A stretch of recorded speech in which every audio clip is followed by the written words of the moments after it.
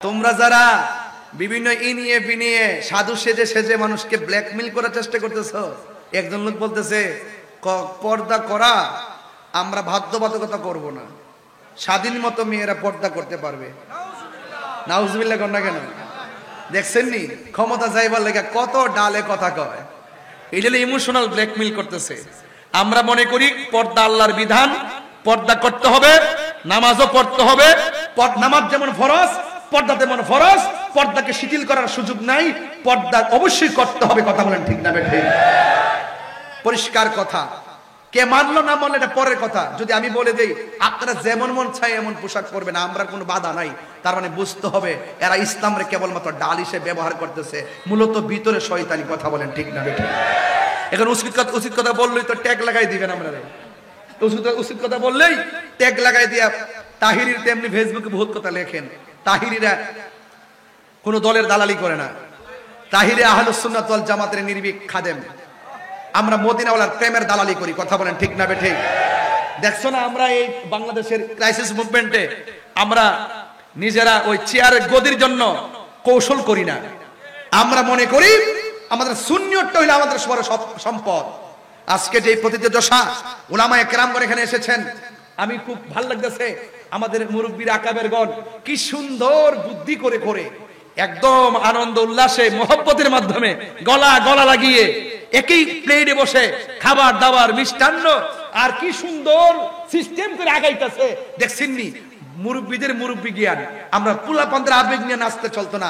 ইনশাআল্লাহ সুন্নিয়ত জেগে উঠেছে।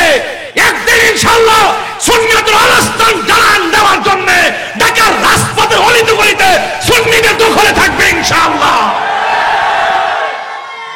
এতদিন নরম ভাষায় কথা বলেছি, এখন গরম ভাষায় কথা বলবো, কারণ সোজা আঙ্গুলে ঘি উঠে না। এই জন্য আমি প্রায় সময় অনেক সময় একটু রাগান্বিত হয়ে কথা বলি। এই জন্যই বলি কারণ এই সরল সহজ কথা কেউ বুঝবে না। এই দেশে দেখছি যারা জ্বালাও পোড়াও করতে পারে এদের কথা শিরোনামে আসে, পত্রিকায় আসে, টেলিভিশনে আসে। যারা গাড়ি ঘোড়া ভাঙতে পারে এদের নাম টেলিভিশনে আসে, যারা মাজার ভাঙতে পারে এদের কথা আসে। কথা কোন ঠিক না বেটি? যারা যায় মাজার ভাঙ্গে এদের শিরোনাম দেয়। কিন্তু আমরা যে নির্যাতিত হচ্ছি, আমাদেরকে যে কোণঠাসা করে রাখতেছে, সুন্নি জামাতকে যে দাবি রাখার জন্য ষড়যন্ত্র চলতেছে, এই কথাগুলো কেউ বলে না। তাইলে এখন চ্যালেঞ্জ করলাম, আমরা আমাদের অধিকার আদায় করব। কথা বলেন ঠিক না বেঠিক? আমরা আমাদের অধিকার আদায় করব। চট্টগ্রামের মানুষ, আমি প্রায় মাহফিলে বলেছি, চট্টগ্রাম মানে হলো সুন্নিয়তের ক্যান্টনমেন্ট। এখান থেকে আওয়াজ হবে, সারা বাংলাদেশের বাতিলরা থরথর করে কাঁপবে ইনশাআল্লাহ।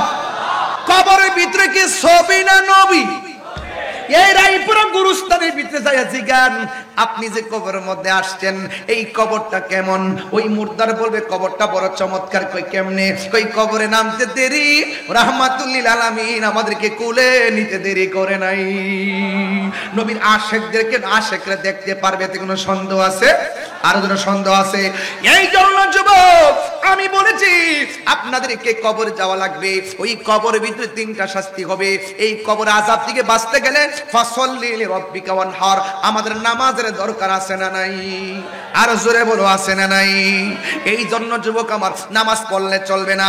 নামাজ পড়বেন নবীরে মাইনা, নামাজ পড়বেন ওলি আল্লাহ মাইনা, নামাজ পড়বেন মা বাবাকে মাইনা, নামাজ পড়বেন বড়কে শ্রদ্ধা কইরা, নামাজ পড়বেন ছোটকে স্নেহ কইরা, নামাজ পড়বেন মানুষের হক না মাইরা।